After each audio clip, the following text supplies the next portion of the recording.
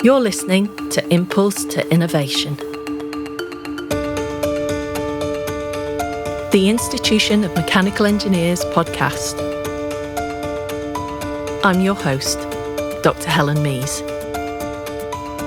As a global community of mechanical engineers with over 120,000 members in 140 countries, the Institution of Mechanical Engineers has been at the heart of the engineering profession since 1847. The institution's mission is to improve the world through engineering by sharing the latest news, views and insight into the creative world of technology and the people that make it happen. The UK's first ever hydrogen strategy was released in 2021 and was revised last year as part of the government's commitment to a green industrial revolution. The strategy lays the foundation for how government will work with industry to meet its ambition of 10 gigawatts of low-carbon hydrogen production capacity by 2030, the equivalent of replacing natural gas in powering around 3 million UK homes each year, as well as powering transport and businesses, particularly heavy industry. This has the potential of delivering emission savings equivalent to the carbon captured by 700 million trees. A UK-wide hydrogen economy could be worth £900 million a year and create over 9,000 jobs by 2030, with a potential increase to 100,000 jobs and £13 billion by 2050. In the coming years, hydrogen could play an important role in decarbonising polluting energy-intensive industries like chemical, oil refineries, power and heavy transport like shipping, HGV lorries and trains, helping these sectors to move away from traditional fossil fuels. With the government's analysis suggesting that 20 to 35% of the UK's energy consumption by 2050 could be hydrogen-based, this new energy source could be critical to meeting the UK's target of net zero and could help to cut emissions by 78% by 2035. But is this just a flight of fantasy by the UK government, or a real opportunity for the UK to lead the way in hydrogen technology and production? To find out more about hydrogen as a fuel source, its application in the aviation industry, and what a hydrogen economy might look like, I spoke with engineers Tim Podesta and Stephen Phillips.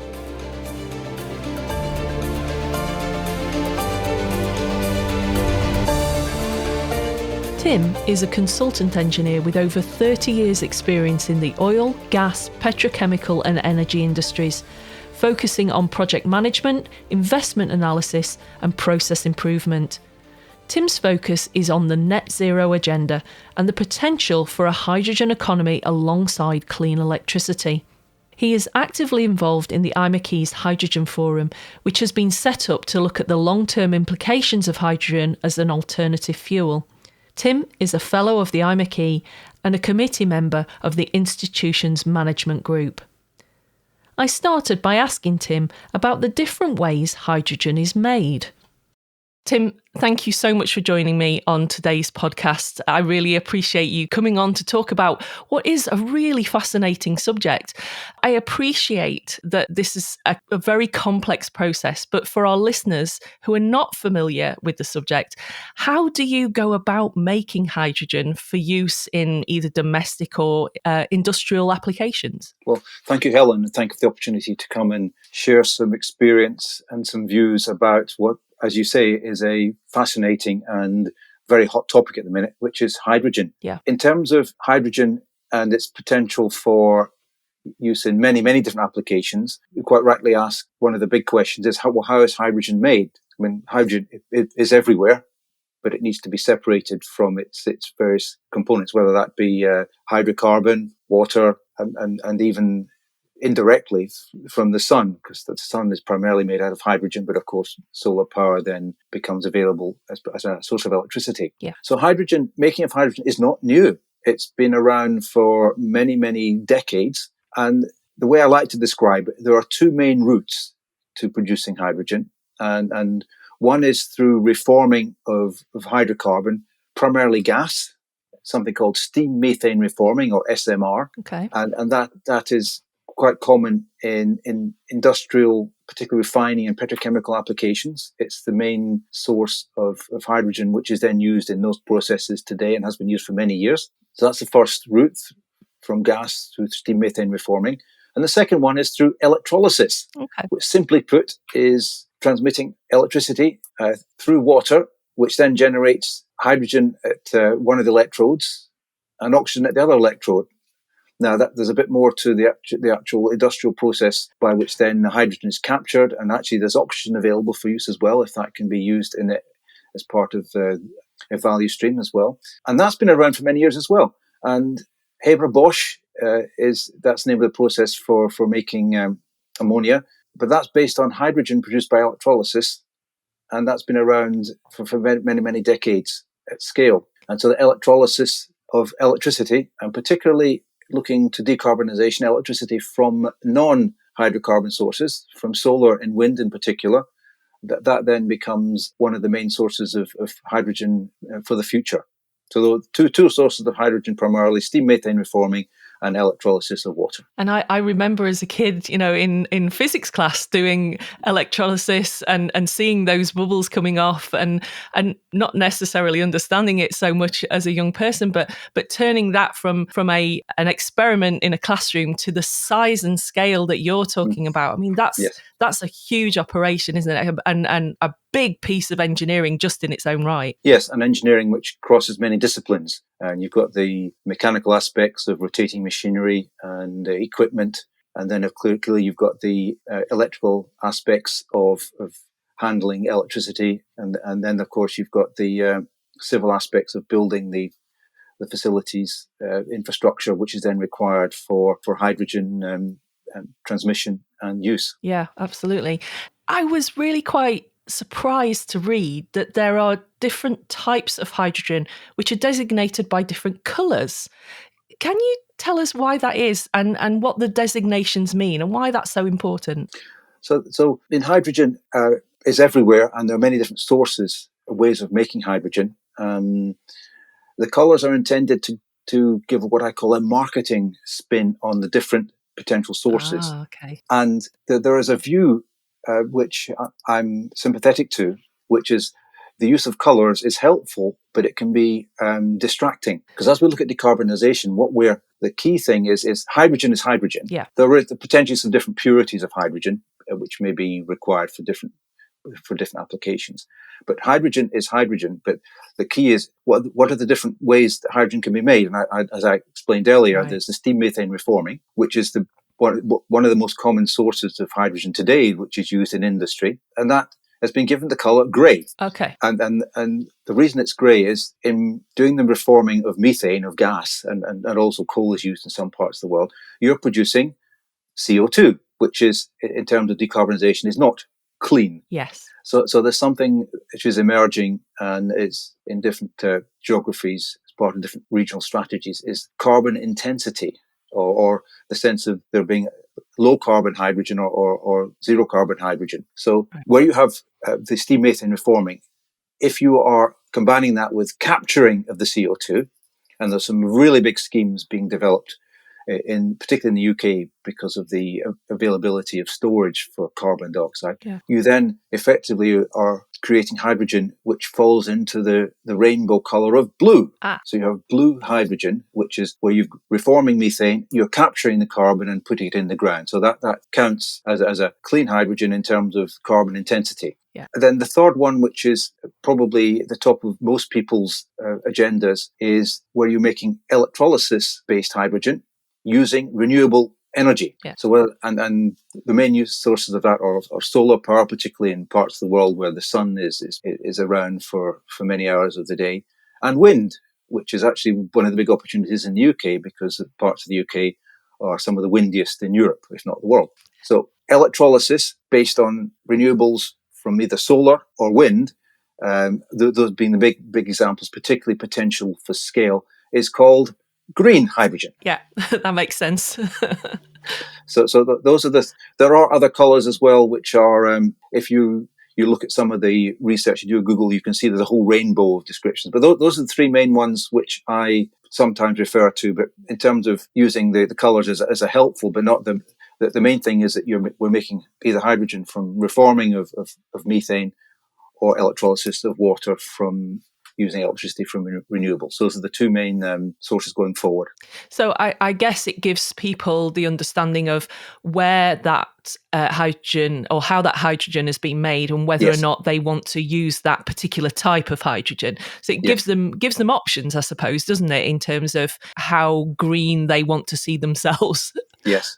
And the way I put it is the strategies for countries. I mean, the UK strategy is based on a mix of both the blue and the green, right. But it's all, the way I describe it, is based on it being clean hydrogen with a low carbon intensity. Okay, that's a good way to describe it. I think that helps to visualise much better how you interpret the manufacture of the hydrogen. Yes, and hydrogen is not the answer to everything. I think I should explain that up front. I mean, hydrogen is part of a long-term decarbonisation solution alongside other sources of energy, particularly electricity. So any application that hydrogen has, one of my areas of particular interest is the investment case for hydrogen, with an engineer's perspective. And that is, what is the alternative? And any application for hydrogen, one of the clear alternatives is renewable electricity. So hydrogen has a place to play alongside that as an alternative, but also as part of integration of systems in the future. Yeah.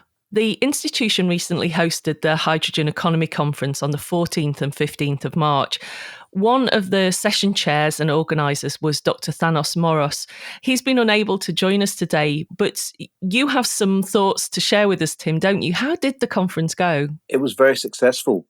Thanos and I are working together as part of a hydrogen technology working group sponsored by the IMechE, and we're at the stage of engaging and gathering views. And in fact, if any of our listeners today are interested, please reach out to inquiries at IMechE. We'll add the email address to the show notes. So if anybody is wanting to get in touch to find out more about the Hydrogen Forum or even get involved, you can connect with the institution through that address.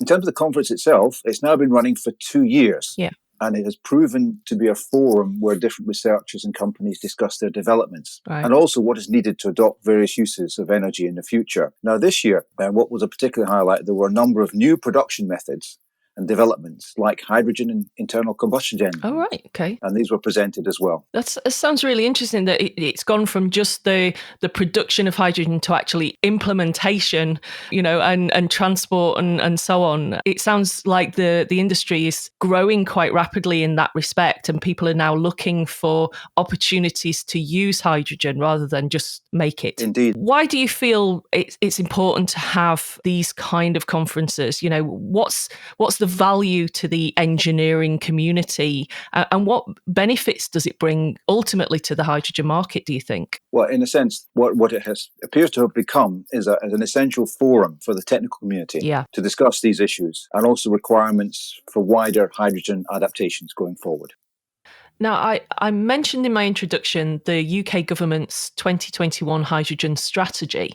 Yes. It's quite an ambitious plan to create 10 gigawatts of low carbon hydrogen production capacity by 2030.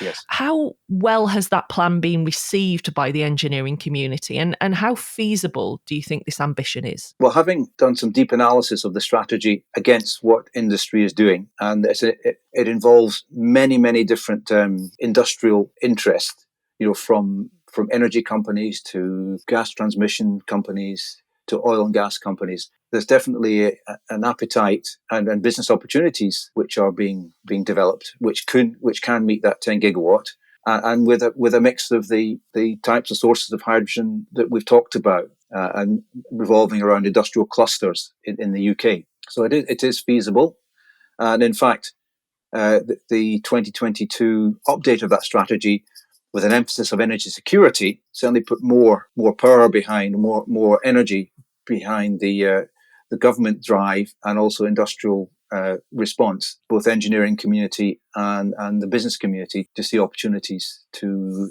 deliver that 10 gigawatts through large scale and some potentially smaller scale schemes as well, which will contribute. But the bulk of that will be through the large schemes revolving around the industrial clusters which have been targeted in the UK. So, I mean, from the point of view of the strategy, it's going to be more aimed at industry use rather than domestic use. Then, I'm presuming.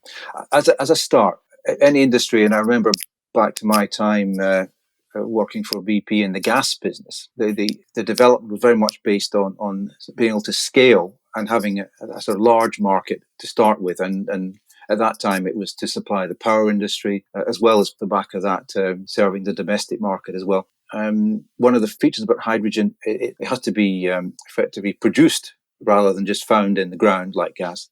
So you need to have facilities which will actually produce the hydrogen linked back to either a source of electricity, renewable or gas. Yeah.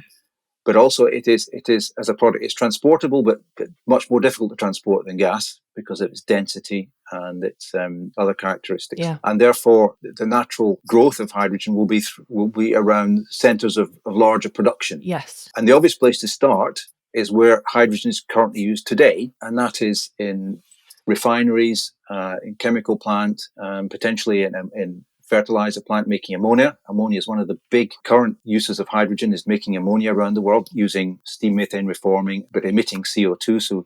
So clearly the opportunity to decarbonise that through hydrogen coming from electrolysis of wind and solar, that seems to be the basis of many, many schemes, some in the UK, but primarily around the world. And so it'll start, and it is starting, with large schemes around industrial clusters, replacing existing use of hydrogen, which is not clean, if I can put it that way. It's hydrogen which is produced alongside a lot of CO2. So, and then having that as a hub and cluster, there's then the opportunity to do a number of things, like create a supply of hydrogen which will support potential use in other areas like transportation, heavy duty vehicles, for aircraft, which is one of the sort of medium term potential use of hydrogen, and also power. Yeah. Currently, many countries like the UK use natural gas to cover peak load. And some of the big schemes, some of the schemes in the UK are looking at the possibility of having hydrogen to effectively either reduce the use of gas or replace it in those sort of applications. And once again, those are starting around, those sort of schemes are based around the industrial hubs, like in the northwest of England, a scheme called IMechE, which I commend people to have a look at and maybe learn more about. There are schemes in the northeast of England, around the Humber, around Teesside. So those are three of the big industrial areas of the UK. And also up in Scotland around Grangemouth and accessing sort of carbon capture potential in the North Sea, but also access to sort of wind power, which will generate a lot of electricity. And some of that could usefully be made into hydrogen. Yeah. So that's where things appear to be, or actually are starting right now. Those are the schemes which, I mean, as an engineer looking at projects, we're already seeing feed front-end engineering design of facilities happening, consultations and planning, particularly in areas like HyNet, northwest of England. So there are things happening which engineers are getting involved with. Part linked to what I call existing technology, so infrastructure, but stretching it to be working in an environment with hydrogen, which has particular characteristics around material technology, around dealing with just like with gas, you have to take care with it, but dealing with potential for leakage and reducing the amount of emissions. So there are definitely lots of technical areas which are of interest. Yes, I was going to. That was going through my mind actually. Is moving from natural gas use to hydrogen use would be probably slightly easier in terms of the process side of things, rather than having to build something new. So being able to swap out an existing process for hydrogen sounds like it's a little bit easier to manage, in that the chemical engineering side of things, if you like, is kind of in place. Yeah. So there are strong similarities in technology around handling of a gas. Building compressors obviously has to deal with different gas characteristics. But also in terms of materials and actually the process of steam methane reforming is well tried and tested, although there are clearly some technology stretches in terms of scaling that up. And then on in terms of the transportation of hydrogen, there is work being done looking at how it might be blended with natural gas for transportation. Okay. Also how it might be used in sort of domestic environments as well. Yeah. That's a very interesting area, although once again, what's the alternative? Electricity. And any use for hydrogen, whether it be in industry, whether it be for power, whether it be for backup peak power, or whether it be for residential use. The alternative is, well, how might that compare or be mixed with using more electricity in those environments to decarbonise? Yeah. So, I mean, we've talked briefly there about the differences between industry and domestic use. Are we going to see industrial partnerships develop to ensure the strategy can be implemented?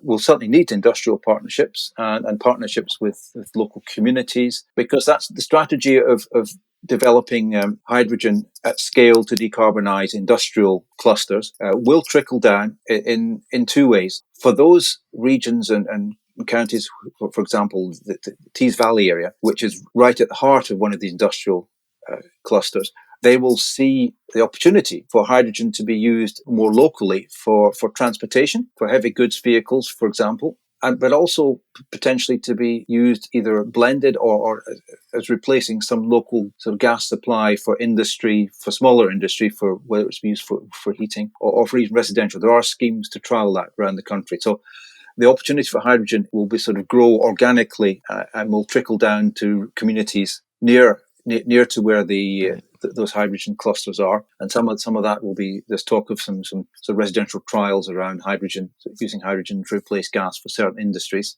like steel. Where communities are remote, for example, I live in the Bucks area, and where could be further from any of these schemes and also further from the sea, we may see hydrogen appearing in terms of supplies for sort of local infrastructure to supply transportation. And there may well be potential for what I call sort of smaller regional schemes where there's an opportunity to create hydrogen locally for local use. And this is quite apparent in Europe. They're pushing this quite hard. And these are quite small scale schemes, but it's an opportunity. For example, there is another way of producing hydrogen through something called pyrolysis, very high temperature plasma conversion of waste to produce hydrogen and solid carbon. And there are schemes in other parts of the world where that is being trialed. And that could be, if supported by sort of partnerships with local community and also based on the geography, if there's an opportunity to create those sort of schemes, then that way will be something that becomes a part in different parts of the UK. I mean, some good examples up in Scotland. There's the Orkney scheme, where they've been a sort of like a test bed for hydrogen in the community. Yeah. Partly driven by the fact that their connection to the electricity grid is limited. So they've almost been forced to try a different route to converting tidal power, wind power into hydrogen for a variety of what I call local usage. And then also something like some industries. There's like some of the distilleries in Scotland who see the advantage of replacing their use of LPG or gas or oil to heat their stills to using hydrogen, which could be generated locally. And that then means they can look towards marketing sort of net zero drams of whiskey, which would be quite nice. I like the idea of green whiskey. That's a great idea.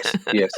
So in terms of trickling down, there may be local schemes, and there'll be sort of the opportunity through the potential growth of hydrogen beyond 2030. I mean, that I think it's less clear how that's going to go, but certainly it'll start with these clusters.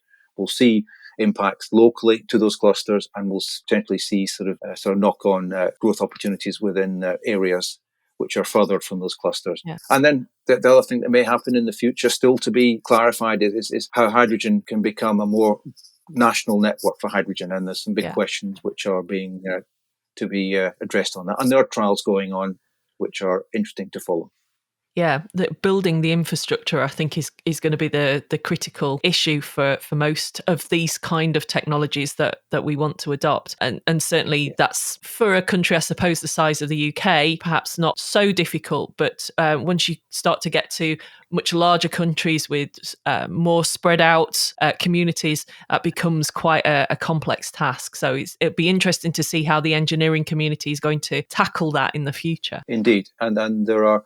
But the UK has particular history in terms of gas infrastructure, and that gives, on one hand, that gives a huge advantage. There's skills, there's technology development, there's experience which can look at converting that in part or to be having a sort of national hydrogen transmission network. So that's an advantage. The disadvantage is that, of course, there's all there's legacy. There's a lot of gas usage today that needs to be, if it's going to be decarbonised, there are various options to doing that. And once again, with hydrogen, the alternative is, well, electricity, how's that going to play in terms of the future decarbonisation of all aspects of energy consumption? Yeah. So you've touched on there a little bit how the rest of the world is going to adopt hydrogen. I mean, we're obviously not the only country that is developing this process. So what's going on in the rest of the world? How are other countries approaching hydrogen production and economies of scale? And are they any further forward than the UK? And what, if anything, can we learn from them? Well, there's a huge amount going on. I don't think there are many countries in the world that haven't developed or are not developing hydrogen strategy. And having looked in some depth at the UK strategy and how it might play out, there are strong comparisons with what's happening in the EU, in Europe in general. Clearly, we're connected to Europe in terms of some of our energy infrastructure. So there is a sort of an interest in collaborating. In terms of people, countries being more advanced, certainly the opportunity in the UK is around, if you look to the offshore wind, there's huge amounts of renewable electricity, which are available now, but also in the future, particularly if you look off Scotland, ScotWind, and hydrogen can be a part of the solution, a part of the mix, on how that offshore wind is monetized, for want of a better term, because there's the alongside electricity, there's how hydrogen sort of fits into the energy mix. Hydrogen could potentially be a great way of storing energy, as well as being available to provide peaking power to cover the troughs or to cover the peaks in generation, and offset the troughs around the variability of wind and solar. Batteries will play a part as well as part of that.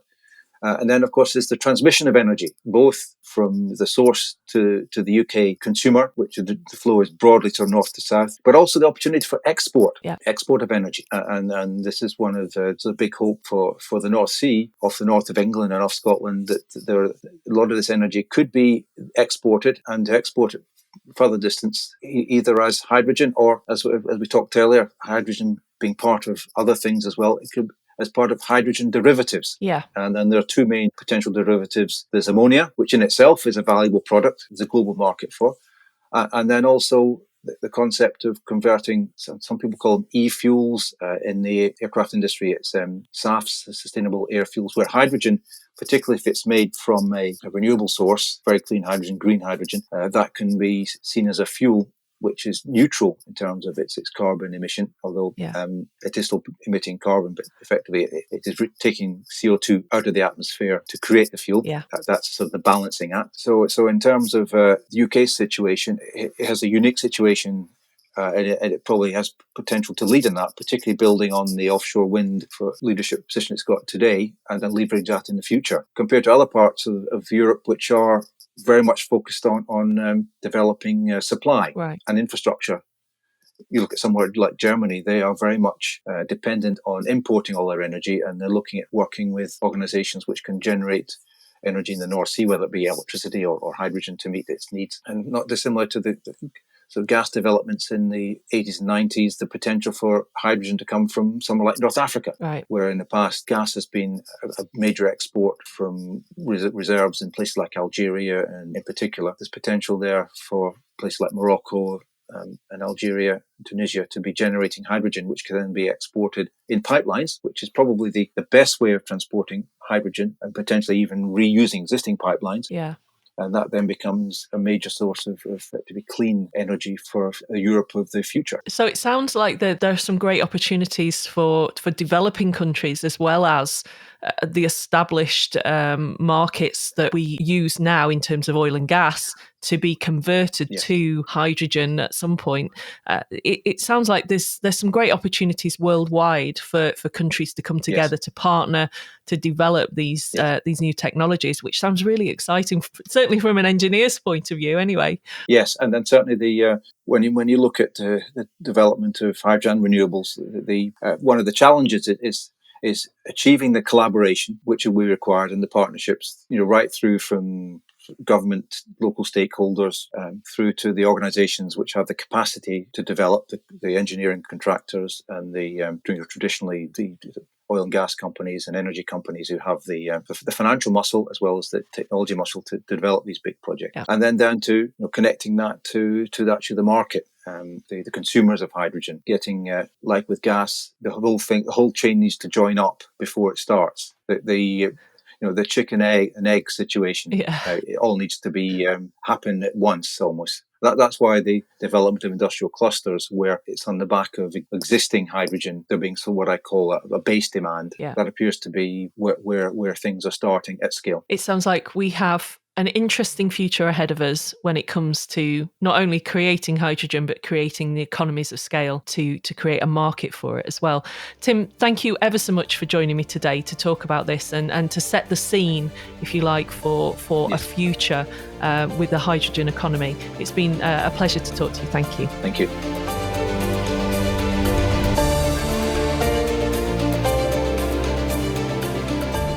Stephen is a sustainable aerostructures lead engineer with Spirit Aerosystems and has been actively involved in working with the Aerospace Technology Institute on their Fly Zero project to realise zero carbon emissions commercial aviation by 2030. He is a chartered mechanical engineer and has recently become the chair of the aerospace division at the IMechE. Stephen and I began by discussing the Fly Zero project and what it meant for the aviation industry in the UK. Stephen, thank you so much for joining me on the podcast today. It's a really great honour to have you on the show. You've been involved with the Aerospace Technology Institute's Fly Zero project, haven't you, which has set out a revolutionary vision in aviation for a new generation of aircraft powered by liquid hydrogen. Can you tell us a little bit about what that entails? Yes, Alan, I'm glad to be here today. The Fly Zero project gathered 100 experts from around the aviation sector, and they came from OEMs like Airbus, suppliers like GKN and Spirit, also some SMEs, academia, some operators such as EasyJet, and also some ground and support crew as well. And what we were trying to do is look at this problem of finding a solution or looking at the feasibility of zero carbon emission flight in a holistic manner. So not just looking at the aircraft design itself, but actually looking how you support that aircraft, how you manage it in service, and designing some roadmaps in order to achieve that. So those experts spent about a year trying to learn themselves what hydrogen was all about. So we spent the first 3 months of the project just learning what was hydrogen, how does it react with different materials, what kind of behavior it is, and what way will that affect an actual aircraft. And it affects it in a couple of different ways. And what we did was, once we understood how would it affect the aircraft and what technologies we might need, then we developed the technology roadmaps and technical reports towards the end of the project and used the concepts to highlight some of these technologies. So the concepts that we developed and showcased at the end of Fly Zero are not necessarily the finished product, just a template to hang technology bricks on and to demonstrate the pros and cons of adding these technologies and the benefits of trying to assess them and develop them for potential use on a hydrogen aircraft in the future. Right. Okay. So the whole purpose of the exercise was really to give the aviation industry an opportunity to understand what it will entail if they go down this route of taking on hydrogen as a fuel source. Does that kind of sum it up? Yes, exactly. And where they focus their research and technology efforts for the OEMs, SMEs, and everybody else in the sector. So, for example, cryogenic liquid hydrogen storage, it's not an easy task. In the space industry, they've been using hydrogen for quite a while. But the application is different because it's a one-shot vehicle. Right. So it doesn't need to last very long. Whereas we have aircraft that are in service from 25 years up. So you need to have a storage for the hydrogen that will last for the service of the aircraft, or at least till major overhaul maintenance intervals. Yeah, that leads me on to a really good question, actually, in terms of developing these hydrogen-powered aircraft. You're going to need a significant amount of new technologies in the area of, as you've just mentioned, fuel storage, distribution, and the propulsion systems themselves. So what kind of technologies are you seeing being developed, or what do you think is going to be around, in the next few years as this technology develops? Yeah, sure. So we can see some practical and public examples of fuel cell technology being used in flight today. So there's a company called ZeroAvia based in the UK that have multiple hydrogen fuel cell aircraft test flights. supported again by the I2I. And the British government. And across the water over in North America, we have Universal Hydrogen flying a fuel cell aircraft.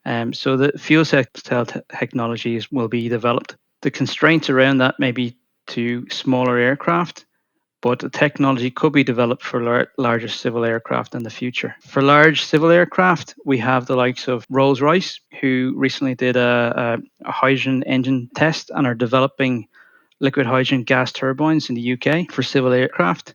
And across the water over in France, we have Safran and CMFF developing said turbine technology for the hydrogen aircraft as well. There are multiple organisations all kind of doing lots and lots of different research. When might we see a commercial aircraft? You said there that the small scale aircraft, it would probably be developed for first, and then the scaling up, I suppose, becomes the difficult part.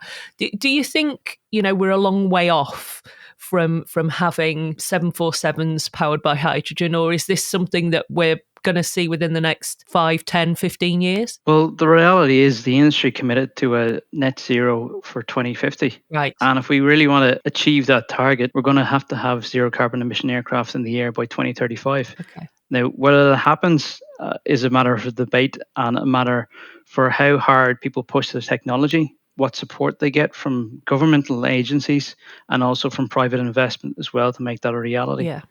We can see Airbus have launched the Zero E program, looking at the whole aircraft, both propulsion and the airframe itself, to develop that as a future product. We have as I said, the Zero Avias and smaller startups looking at regional aircraft as well. So the 2030s is definitely a target for the industry, and one that could be achieved with the right amount of funding, the right amount of talent, and the right amount of effort put into developing these technologies. Yeah, and you make a good point there about the right amount of talent. This is a very new area of engineering. We know the principles, of course, as you mentioned, that the space industry has been doing this for a while. But bringing engineers into this field, I'm guessing, is going to be and is probably quite tricky at the moment. Do you think that this is a great opportunity for engineers either to transition from other areas of propulsion into hydrogen, or young engineers coming through, an opportunity to get them involved? Yes, definitely. It's a expanding sector that will definitely last into the future. And I think young engineers can take a benefit of looking at different courses and studies and looking at different research projects that are out there to give them a bit of an understanding and an interest in that subject area. But even engineers in mid and late career, it's an opportunity then to switch their disciplines. I know quite a few of my contemporaries in Fly Zero who had a structural or an aerodynamics background have gone into fuel systems within Airbus because they had the ambition and the interest to pursue that technology. One question really that comes to mind is, as an engineer working to apply hydrogen to an already well-established aircraft market, what kind of design challenges and manufacturing issues are you facing in terms of incorporating this kind of technology? And do you think there's an opportunity for retrofitting existing aircraft, or are we going to see something completely new in the future? Yeah, sure. Well, I can start at the very base level is material knowledge. So at the minute, we don't have a great amount of knowledge about how materials behave with hydrogen over the long term. Yeah. As I mentioned, the space sector has material knowledge that used stainless steel and aluminium alloys for one-shot structures, but we don't have the material data for materials lasting 25 plus years in contact with hydrogen. We also have the consideration of if hydrogen would leak out of the container in any possible scenario, in any instant over a long period, it'll come into contact with some carbon fiber materials. We've no data that we can use adequately for designs on hydrogen aircraft with confidence, and that material database needs to be worked up and developed in order to design aircraft. Yeah. One of the big challenges as well with hydrogen aircraft is where we store the fuel. So for hydrogen, it's quite tricky. It's difficult to next to impossible to store it within the wing because you need to store hydrogen at a supercool temperature and sometimes under pressure loads. So it lends itself to being stored in a foam or vacuum insulated pressurized tank. Right.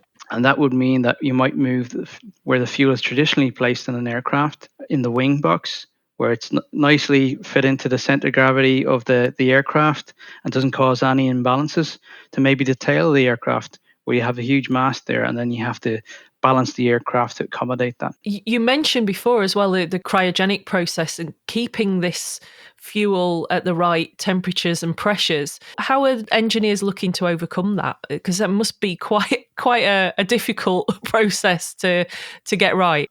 So you're probably aware that like space is at a premium, and so is weight on an aircraft.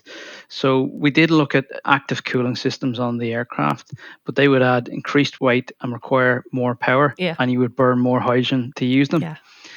So most of the thermal management around the tanks is passive technology or vacuum insulation, but also you need to understand how the cooling would affect the surrounding structure for any escaped gas that may come out. It may not be at the minus 253 degrees of liquid, but it will still be significantly cooler than the ambient temperature of the aircraft. And that may cause some thermal stresses around the aircraft structure that need to be designed for or protected against. One question that is coming to mind here is I'm aware that the government have recently brought out and done a consultation with industry about introducing certification by 2025. This is fairly close. That's fairly on the doorstep. How important is it to have quality standards for hydrogen, and particularly in the area that you're working in aviation? Quality standards have to be very high for aircraft. So are you having to kind of create standards as you go with this new technology, or are there things in place that you can use to ensure the quality of the technologies that you're developing? So we have looked at previous standards for different industries to see what we could learn from them, but the vast majority of standards for aircraft, because the application is so different, require new standards and new regulations. So it's important that whether it's a simple tension test in cryogenic conditions, how we grip the sample, how do we cycle at the right rate so we don't introduce any errors of the results, right the way through to the actual aircraft's regulation of how we do leaks and ventilation within the aircraft, what happens in fire instances or crash scenarios, and how do we design against that to ensure that we don't end up with a catastrophic failure on the aircraft. Yeah. Do you think it's going to frighten people a little bit about, as engineers, we have to talk about the ethics of the things that we do, don't we, quite often? And to tell people they're getting on a hydrogen-powered aircraft, do you think we're going to need to do some work to kind of make people feel comfortable with that as a power source, particularly in aeroplanes? Yeah, there's definitely a public perception piece that needs to be done, and a lot of it is just the understanding of what is hydrogen, how it behaves. Yeah. I mean, if you ask the majority of people today where the fuel was stored in an aircraft, a lot of them wouldn't be able to tell you that it was underneath their seats. Yeah. They think it's in the tank at the back. Yeah, so it's explaining about what are the risks with this fuel, and there are risks similar to kerosene or any other kind of propulsion source, but how you manage those risks and how you make it safe is the important thing. And if you can explain to the public how we're making sure that these aircraft are safe to fly, as we do with all the aircraft today, and ensure that there is no chance or the very minimal possibility of a failure, and even in a failure, that you can safely evacuate people, you can safely manage the situation as to cause no harm or injury to the people on board. Yeah. Well, I, for one, am looking forward to being able to take a flight knowing that I'm not contributing to climate change and to global warming. So I'm very excited to see what comes out of this process, and hopefully in the next few years be flying on a hydrogen-powered aeroplane. Stephen, thank you so much for joining me on the podcast today. It's been a real pleasure to talk to you, and thank you for sharing your experiences in this particular field. No problem. Thank you, Helen.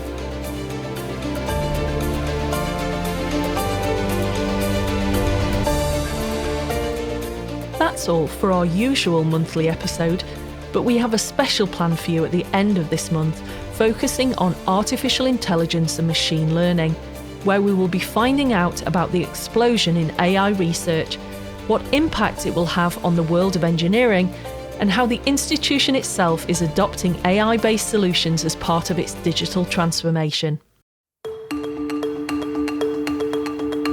You've been listening to Impulse to Innovation, the Institution of Mechanical Engineers podcast. Thanks for listening.